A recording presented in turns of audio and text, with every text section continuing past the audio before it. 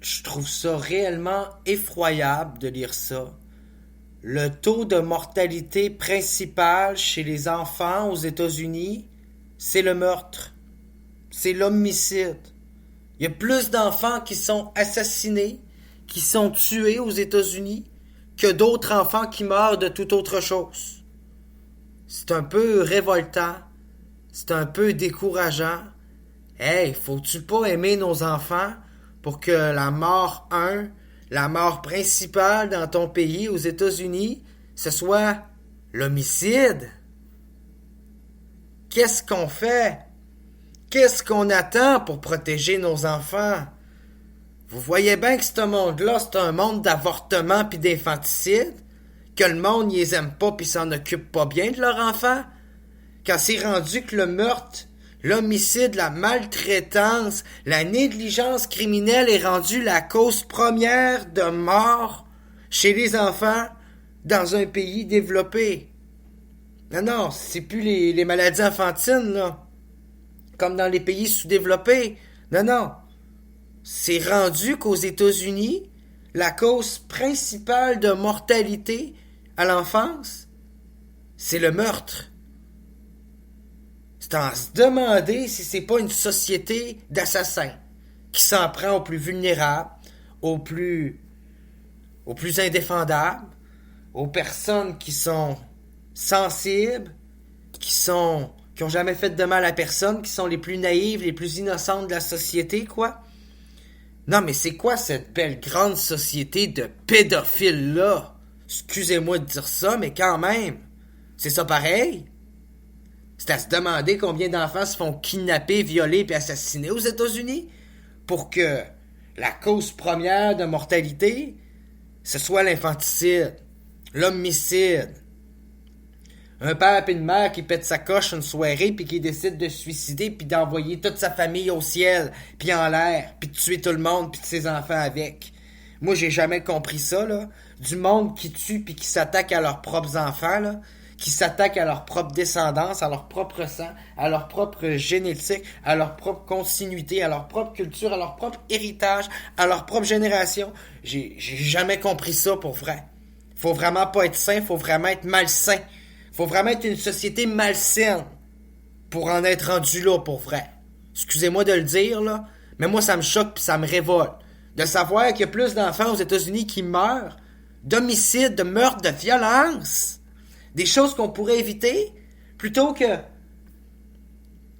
Ben, ce que je veux dire, c'est pas plutôt que de mourir de la maladie, mais ce que je veux dire, c'est qu'on a sauvé les enfants de la maladie. À une certaine époque, on avait de la misère à ce que nos enfants grandissent sans mourir d'une maladie infantile. On a trouvé des médicaments, on a réussi à rallonger la vie des gens. Puis qu'est-ce qui arrive? Ben, tabarnouche, la mort principale chez les enfants, c'est plus la maladie infantile, c'est rendu des adultes qui tuent. C'est rendu l'homicide. C'est incroyable. Quand le meurtre des enfants est rendu la réponse la plus populaire dans ton pays, c'est qu'il y a un méchant problème d'empathie. On s'attaque à l'enfance. À l'enfant. Hey, c'est grave de s'attaquer aux plus petits et aux plus faibles. Mais savez-vous quoi? D'un autre côté, ça me surprend pas. Ça fait des années que je dis que les enfants sont pas assez protégés dans la société, qu'on les traite comme des biens mobiliers, soit qui appartiennent à leurs parents, soit qui appartiennent à l'État. Les seules personnes à lesquelles les enfants n'appartiennent pas, c'est à eux-mêmes. Parce que là, c'est pas moi qui le dis. Mais l'homicide est la principale cause de décès chez les enfants aux États-Unis. Et le taux augmente en moyenne de 4,3% chaque année depuis près d'une décennie. Selon une étude publiée lundi dans la revue JAMA Pédiatrique. On nous dit notamment qu'entre 1999 et 2020, pas moins de 38 362 petits Américains, petits-enfants innocents, ont été victimes d'un homicide. Les armes à feu étaient l'arme la plus utilisée dans ces décès d'enfants. Un père dépressif, une soirée qui décide qu'il sort le fusil puis qui tue tous ses enfants avant de se tirer une balle dans la tête. On voit ça souvent aux États-Unis, hein? Des genres d'affaires que je comprends même pas. Parce que moi, mon père s'est suicidé dans la vie puis il est jamais venu me tuer. Hein? Il m'a laissé la vie sauve. J'en remercie pour ça. Il a fait le choix de s'enlever la vie puis de se donner la mort. Mais moi, ma vie, c'est mon propre choix. Il y a personne qui a à choisir si je dois avoir la vie ou la mort dans cette société. Tout ça, ça aurait pas un lien avec le fait qu'on tolère encore le fait qu'il y a une peine de mort aux États-Unis? Tu sais, on punit des détenus à mort, on se donne le droit sur la vie et la mort des individus. Tout ça, ça jouerait pas dans la culture populaire au point que même les parents se diraient, ben c'est mon enfant, c'est ma propriété. Si je suis plus dans ce monde, ben je le laisserai pas dans ce monde, il va souffrir, moi, il tirer une balle dans la tête. Comme si que tuer son enfant, c'était pas souffrir. Comme si que ça le faisait pas souffrir. Comme si que c'était pas cruel. Que c'était pas inhumain. Comme si que c'était plus humain d'enlever la vie à son enfant que de le laisser sur la terre. Ben oui, toi. Ben oui. Quel raisonnement de fou. De fou, pour vrai. D'insensé. Quelle distorsion cognitive. Je veux dire, même TVA se sent mal à l'aise de parler du sujet. L'article qui dure même pas une page. Mais les données montrent que le taux d'homicide a connu une très forte augmentation entre 2019 et 2020. Au cours de cette période, le nombre d'enfants tués par homicide a augmenté de 27,7%. Le pourcentage des homicides d'enfants tués par arme à feu pour sa part a augmenté de 47,7% au cours de cette même période. Hein? Il serait-tu temps de lutter contre la violence, contre les armes à feu? De rendre les livres de rendre les livres pour enfants plus accessibles que les armes à feu? Peut-être. On dit en plus qu'on s'attaque aux garçons. Chez les garçons, les taux d'homicide ont augmenté de 16,1% entre 2018 et 2021, tandis qu'une baisse des homicides chez les filles ont été observées. Ça a-tu un lien avec le fait que on protège les filles, tu sais, va pas dans la rue, reste pas à telle heure, fais attention au monsieur, ma petite fille, tu pourrais te faire violer, tu pourrais te faire enlever. Puis les petits gars, on dit, ben ça, on fait fort, eux autres. Ah ouais, va acheter du lait au dépanneur, va faire l'épicerie, sors les poubelles. Y en a pas de risque que tu te fasses kidnapper puis violer par un pédophile, mon beau. Hein? Moi, je pense que le sexisme multigenré, là, du fait qu'on protège plus les petites filles que les petits garçons dans la société, ça a pas mal à voir avec le fait que sûrement que c'est ça qui fait que les petits garçons se font plus assassiner que les petites filles. Hein? Les petites filles, on les protège, les petites filles à papa. Le petit gars, maman, c'est qui le protège? Fait encore plus surprenant. Ben, surprenant puis pas surprenant. On dit que c'est les garçons noirs qui sont le plus touchés. Donc, les personnes racisées, les enfants racisés seraient plus victimes d'homicides que ceux qui sont normalisés ou hétéronormatifs aux yeux des autres. On nous dit dans le fond que l'étude révèle également que les petits garçons noirs sont ceux qui ont le plus été tués parmi toutes les jeunes victimes d'homicides aux États-Unis. Le taux d'homicide chez les enfants noirs a augmenté de 16,6% entre 2018 et 2022. Ça veut dire qu'on s'attaque à la diversité de couleurs. Le nombre de jeunes afro-américains âgés de 16 à 17 ans tués par homicide est 18 fois plus élevé. Ça veut dire que les personnes de couleur afro-américaines aux États-Unis âgées de 16 à 17 ans sont 10 fois plus tuées. Leur taux d'homicide est 10 fois plus élevé que celui des jeunes blancs et 4,6 fois supérieur à celui des jeunes hispaniques de cette même tranche d'âge.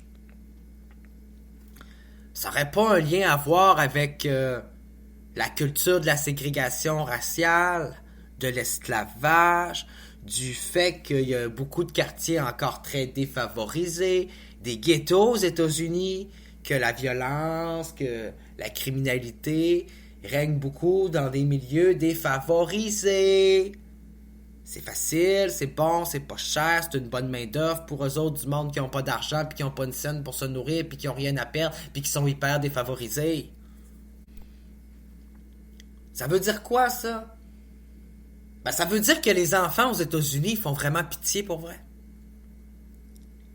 Pour Noël, là, je leur souhaiterais un meilleur pays. Plus de protection de l'enfance, parce que pour de vrai, Et il faudrait vraiment que le Père Noël leur amène une veste par balle, puis un kit de protection avec des cours d'autodéfense, parce qu'il faudrait réellement protéger nos enfants de la société. Protéger nos enfants de ces adultes, protéger nos enfants de ces vilains parents, protéger nos enfants des institutions gouvernementales, protéger nos enfants de la société en général, de tout puis de tout le monde, pour vrai. Protéger les enfants d'eux-mêmes, protéger les enfants de nous-mêmes, protéger les enfants de toutes. Parce qu'actuellement, là, c'est gênant pour les États-Unis, ce rapport-là.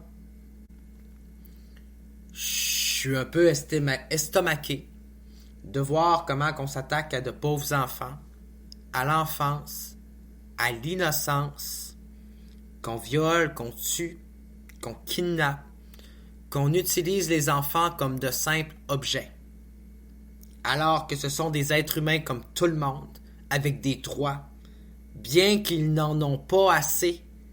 C'est partout dans le monde qu'on exploite les enfants. Faudrait croire qu'aux États-Unis, on exploite le principe de l'enfance autrement que par le travail forcé, que par la négligence en santé. En fait, on irait plus dans une forme de négligence criminelle, d'abus d'autorité, de viol, de séquestration, d'utilisation de l'enfance comme un bien matériel, comme un esclave qui appartient à ses parents, qui n'a pas de droit à proprement parler. Il faut croire que la vie des enfants n'est pas plus protégée aux États-Unis que dans notre monde, que partout dans la société. Je ne sais pas ce que font les organismes à la défense des droits de l'enfance. Régine Laurence, qu'a fait, en tout cas, elle devrait parler, elle devrait se lever. Il y a des gens qui devraient parler parce que pour de vrai, je pense qu'on est vraiment dû pour une charte de l'enfance sur l'échelle internationale. Dans tous les pays, il y a un déficit de protection de l'enfance. On gère les enfants comme des animaux, tiens. Ah, je vais me faire un petit gars, je vais me faire une petite fille, je vais aller m'acheter un chat, je vais aller m'acheter un chien. Puis si ça fait plus mon affaire dans un jour, dans une semaine, dans un mois, dans 2 ans, ben, ça sera pas mon problème, je vais m'en débarrasser, je vais aller le porter à DPG ou à la fourrière. Maudite marde que j'aurais dû me faire avorter. C'est ça que pense notre société, faut croire. C'est vraiment le principe complet d'un infanticide systémique, tiens. C'est la première fois que je vais parler d'un système, d'une systémie, qui s'en prend littéralement à l'enfance, à l'enfant en nous, à l'innocence, aux personnes qui ne sont pas assez grandes pour comprendre tout le monde et se gérer encore parfaitement eux-mêmes en parfaite autonomie, et on utilise ce principe-là contre eux. On utilise les enfants comme une propriété, comme un bien matériel. On traite l'enfant comme un objet, l'enfance comme une chose. C'est comme si l'enfant appartenait à tout le monde sauf à lui-même. Que l'enfant ne s'appartenait même pas à lui-même au bout du compte. C'est tout de même et quand même incroyable, en mon sens. Donc, je pense vraiment qu'un jour, il va falloir qu'on fasse quelque chose pour protéger nos enfants. Des armes à feu, de la violence, des pédophiles, des psychopathes, des sociopathes, des maniaques, des personnes schizophrènes, en profonde dépression maniaco-dépressive et droguées qui ne pensent plus et qui ne réfléchissent plus correctement. Il va falloir protéger nos enfants des mauvais parents, des mauvaises institutions, des mauvais voisins, des mauvais passants, des mauvais conducteurs, des mauvais buveurs, des mauvais fumeurs. Il va falloir protéger nos enfants de tout puis de rien. C'est pas compliqué. Je propose pas l'hypervigilance et l'hyperprotection de nos parents actuels. Non, ça marche pas. Il y a des parents qui abusent de la protection puis qui surprotègent leurs enfants dans le but de leur en faire vivre un enfer. Je veux dire, on peut pas enfermer les enfants dans une pièce, on peut pas les traîner en laisse, puis d'un autre côté, on peut pas non plus les laisser faire n'importe quoi avec n'importe qui dans un monde de fous. Dans un monde qui manque cruellement d'amour, d'empathie et de respect pour l'enfance, pour l'innocence, pour la compréhension du monde, pour les personnes qui n'ont pas toutes les notions d'éducation pour comprendre parfaitement le monde par toutes leurs facultés et leurs moyens. aujourd'hui.